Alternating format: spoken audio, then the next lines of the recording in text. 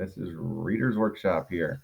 I'm going to kind of refresh our memory on some things that we learned from when we left off of school. So, remember we finished Number of the Stars and Readers of Historical Fiction. So, here's some things we've already done. Reading analytically, studying those parts that clue them into the facts, the feelings, or the settings of the story. Remember we talked about when the story takes place and the kind of the mood of the story, how that's really important with historical fiction.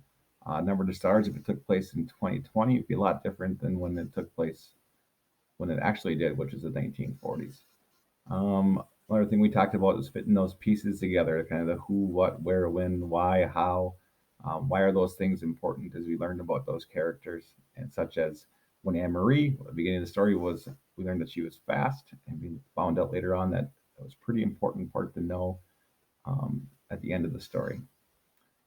Figure out those main characters' timeline compared to the historical timeline. Um, you know what's going on in the time of history, as well as how that might be the characters might be responding in the book. Realize that character's perspective is shaped by the time and by his or her roles in the story. I remember we talked about Kirsty's perspective of the soldiers and how she views the soldiers is a lot different than how Anne Marie and Ellen view the soldiers because, well, she's a lot younger and those soldiers have been there her entire life. They're nervous and reacted to the soldiers differently. Determine those themes to support them with evidence from across the story. Remember, we talked a little bit about making sure that theme was universal and how war makes children grow up fast is not a universal theme.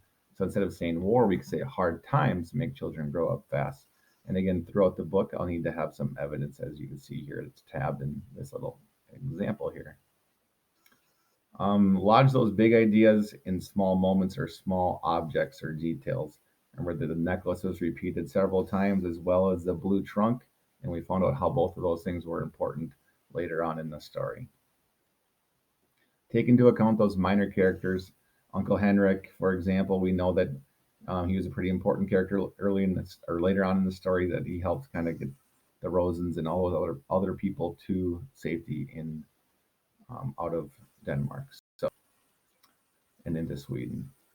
Deepen that, turn to nonfiction to deepen our understanding. Where we talked a little bit about how we look at the picture of King Charles and on Jubilee, the horse, and or King Christian. I said King Charles, excuse me. King Christian and how he rode his horse and how that was kind of important and how people of Denmark, you can see their faces of them smiling and looking at King Christian and that was how they adored their king was really important to know that that wasn't just in their story, but it was actually in real life as well. Notice those universal themes and ideas across books.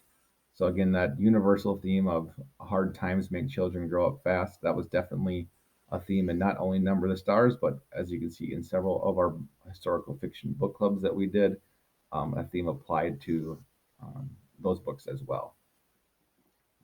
Okay, for today, what I'll do after your minutes of reading is to go into Seesaw and you have the activity for character traits. Some of you have already done this over spring break, this activity. So this will be pretty easy for you, but people that haven't, this will be kind of a chance to play along with the Seesaw and use this activity to help you show your traits and understand what those characters are. So what you're going to add a response. And it will bring you to this chart right here. You can see the title, the character.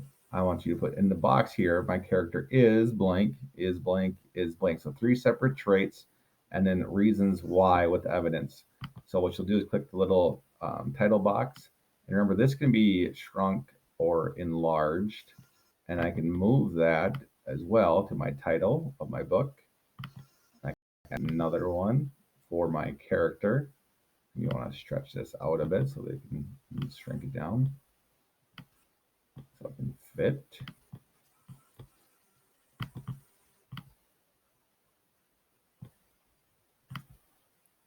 There we go. Okay, so fill this out, please, and make sure you tell me the title of your book, the character, and a trait with those evidence. I want to make sure refreshing your memory on what are. So we have this document right here. I'm going to try to upload. Thank you. This is should be taped into your reader's notebook already. So remember the difference between a trait and a feeling. So those feelings of sad, mad, excited, those are not traits. Those would be feelings.